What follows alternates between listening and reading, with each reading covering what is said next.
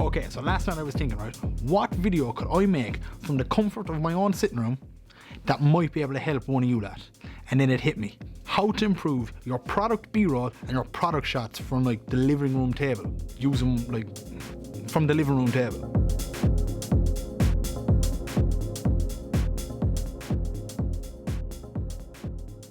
Alright guys, I'm Donovan Mortell, and on this channel, the plan of action is when I learn, you learn. Today's video is going to be on product B-roll and product videos and what I think, like tips that I think either makes them look decent or that just makes them look decent and just improves the overall video. Okay, so tip number one is lighting. Now it's said in every single video, I know, but I have to say it. Lighting is so important, and it took me ages to understand that you can't just light something, you can't just expect it to be good from the camera. Bring your item to the window if you don't have lights. Use stuff around the house like cushions to create a negative fill and to control the light. Simple things like that. If you actually have studio lights, make sure the lights are covering the item like well, like there's a good covering of light, no matter how big they are. Bring them close, bring them far away, keep messing around, keep looking at the camera, which one looks better. What this does then is creates a nice contrast from the background, which creates like a separation. So if you don't have a black backdrop, you can use anything, like this wall that's behind me. That could be a backdrop if you create contrast from your subject to the background when it's well lit. Tip number two is frame rate. Why do I say frame rates? Because slow-mo looks cool. Simple. If you're playing something at full speed, it just looks normal. If you slow that down to slow-mo, it just looks cool, man. And it also helps with like micro jitters. So if you're handheld B-roll and you're shaking like this and you slow it down by four, those jitters become way more smooth. You're already shooting a more cinematic shot. So shooting 50 or shooting 120. Like when you shoot in slow-mo, you can really see like the product in all its glory. Like when you turn that bottle of beer that you're shooting and you see the name and the drips coming down off it.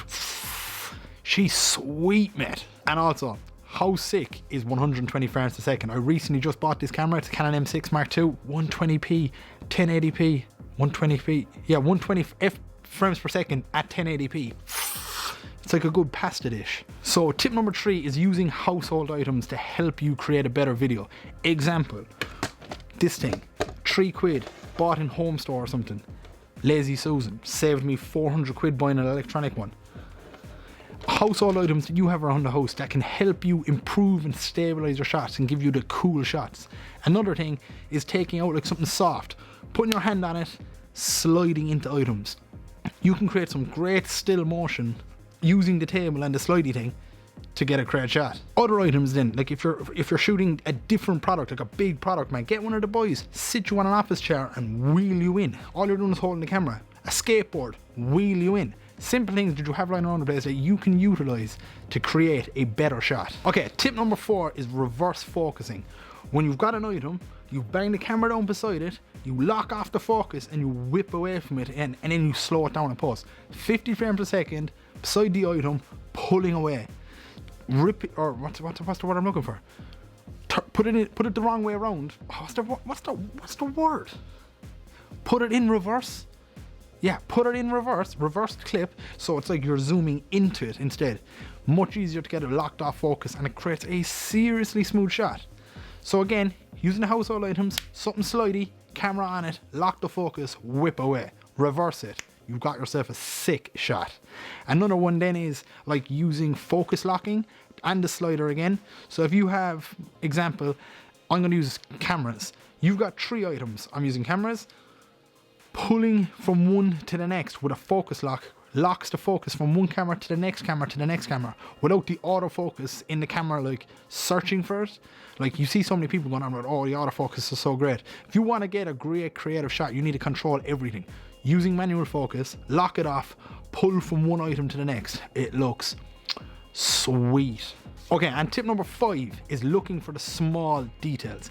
If you're shooting a product, 99% of the time it will have a brand name. If you're doing a product video for a brand, you need to look for the small details. Example, when I was shooting the Can of Monster last week, I twisted in the ginger brew. That's a small detail. I opened the clip with the main Can of Monster. Oh, it's a Can of Monster. Which one is it? it's the ginger brew. It's the small details you need to look for that can really look cinematic, because it really gives an engaging shot to the viewers. And not only is it like engaging for the viewers, it also looks sick. So if you take a can of Monster out of the fridge, or if you're doing a proper shoot for a client and you've got it like ice cold, like having a really close-up shot of like even the moisture dripping on the can, it just looks sick, mate. It's just like, it's just, that's what it is. And this can go, you can use this for any sort of recording. Like if you're recording a client in the gym, I do a lot of, when the gyms reopen, hopefully soon, when the gyms reopen, I'll be doing a lot of work with a gym. And when you're shooting them in the gym, you want to get up close and personal. You want the emotions, you want the small details of the shot. Boom, get in their face, man. It's 2021, they don't give a shit. Tip number 6 is backlighting. Now, I should have said this earlier in this one, but I wanted to keep it separate because it can be used separately. If you don't have a backdrop, like any sort of a black backdrop, you can create anything into a backdrop. As long, like if it has character. So this wall here, for example, when I shine that light up it creates a contrast, as you can see, between me, the product, and the wall. Simple things like pull your table out from the wall, shine a light up it that contrasts whatever you're recording. So just say it's a teal orange color like the can of Monster. Use a blue light, because teal and orange, no sorry, if it's an orange color, use a blue light, we'll say. Just contrasting colors. Simple things like that can really separate the product from the background and make it look even more cinematic, mate. I'm doing this a lot, aren't I? And the final tip, tip number 7, is plan your shoot. I only recently started doing it. I did it for this video. Look at this. Plan out your shoot. Know what you're shooting. Know your transitions. Know how it's going to work. If you're doing a pull out, we'll say you're using the soft thing and you're pulling the camera away from a shot. You want to make sure the next shot is in line with that. So you're pulling away, next thing you know, you're going into the lazy Susan and that's spinning away. These shots work together. So if you plan your shoot, you'll know what shots you need. You have it, you nearly have the video in your head.